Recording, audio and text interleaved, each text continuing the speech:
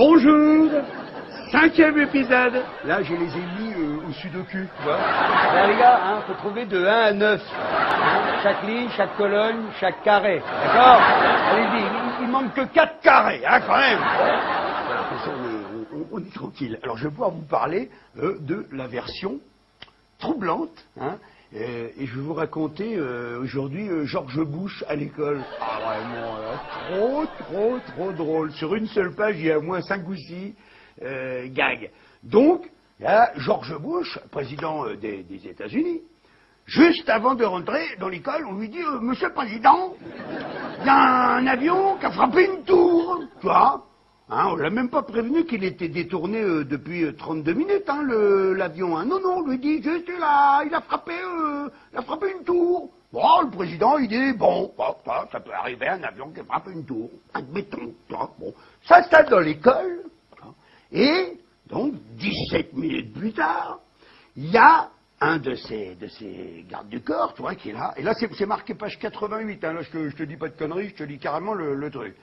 Il y a un mec qui s'appelle Andrew Card, donc, hein, à 9h05, donc 2 minutes après l'impact du deuxième avion.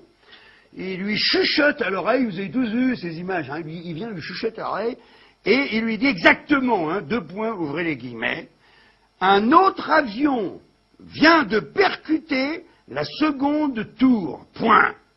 L'Amérique est attaquée. Il dit au président. Et vous vous souvenez, le président, qu'est-ce qu'il fait? Il vient d'entendre donc l'information. Il fait oui. Et il reprend son livre devant les élèves. Hein. En fait, c'est l'histoire d'une petite biquette. Alors il dit bon, alors la blague. Oui, je sais, j'ai entendu. Après, c'est pas bientôt fini d'envoyer tes avions là, hein? Alors, les enfants. Donc la biquette et le chasseur. Non, pas le chasseur. Les chasseurs, je vous l'ai dit déjà dans un précédent épisode, ils dorment. Ils dorment les chasseurs. Alors là, ce qui est marqué précisément dans la même page, c'est bien marqué, le président nous confiera que son instinct, à ce moment-là, a été d'afficher une image de calme, afin que le pays ne voit pas de réaction agitée en un moment de crise. Tu vois? Il lui dit, l'Amérique est attaquée, 3 milliards de personnes sur Terre font des bons, tu vois, comme ça, les photographes, ils se mettent dans le fond de la classe, ça cliquette dans tous les coins, pas bouger, cool, calme. Et ben moi, toi, je te dis un truc, ça a un nom, ça s'appelle le sang-froid, tu vois. Ah, ça, c'est un gars qui est calme et qui a du sang-froid, George Bush, hein, d'ailleurs. Ensuite, toujours dans la même page, hein, il nous dit donc que personne parmi l'entourage immédiat du président n'est en contact avec le Pentagone.